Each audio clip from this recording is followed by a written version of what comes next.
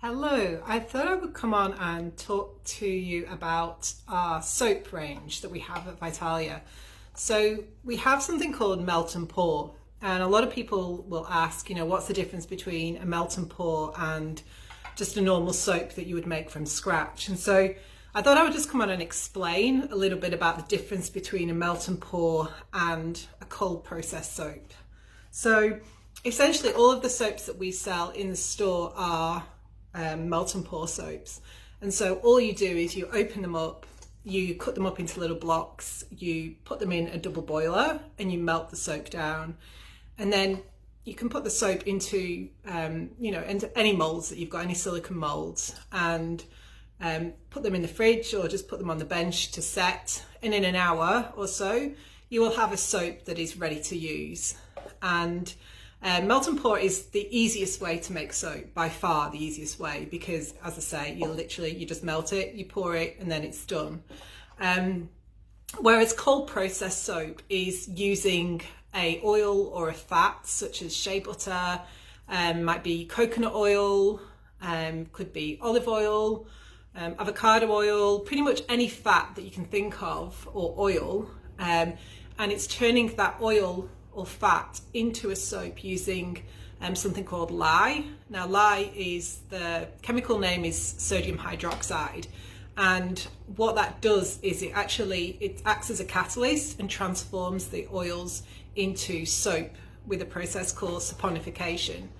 And this process is a lot more lengthy. It takes a lot more time to do than the melt and pour soap, but also when you're making soap from scratch using oils, the saponification process itself is a really harsh process. The end result isn't harsh. The end result is generally, if you follow the instructions, a beautiful bar of soap.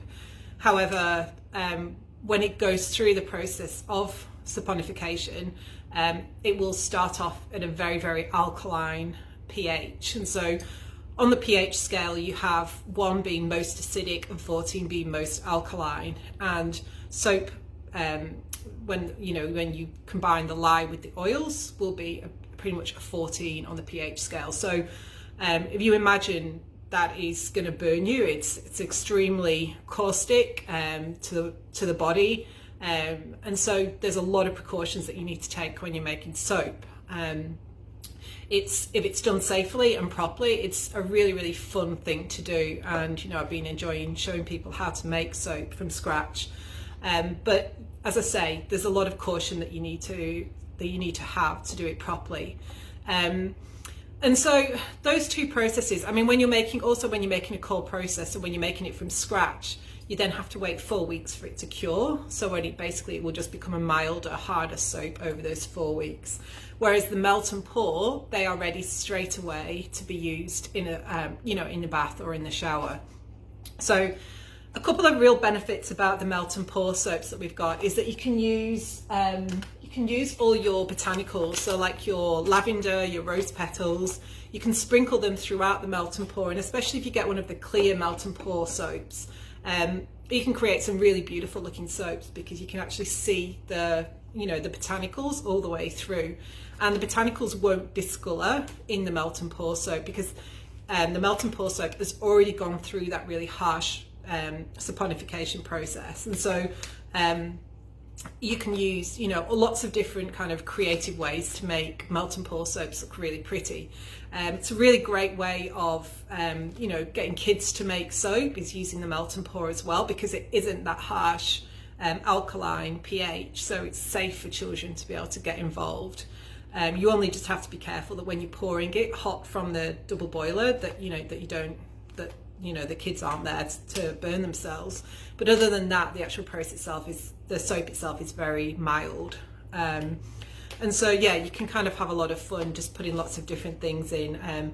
I made one with a little Lego minifigure actually submerged into the melt and pour, and that's a really fun thing as well, and makes really good presents for children as well. So that's a real benefit to the melt and pour soaps, is the fact that it's just safer and you can use these. If you were to make a cold process soap from scratch using lye, then, and you were to use, for example, lavender, and you could stir the lavender through, because it's a natural product and because the alkalinity is so harsh, then this would turn brown, and pretty much any petals, any natural things that you're going to put in your soap, in your cold process soap, will turn brown. The only way to get around that is just to sprinkle them on the top, but you're not going to get that really pretty effect that you would get with the melt and pour soaps as it goes all the way through.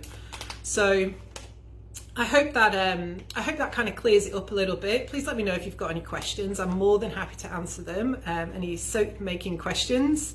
I love soap. I love doing it the melt and pour and the cold process. They're both really fun. And yeah, if you've never done it before, then I encourage you to give it a go, especially with the school holidays coming up. It's a really great activity for children to get involved with.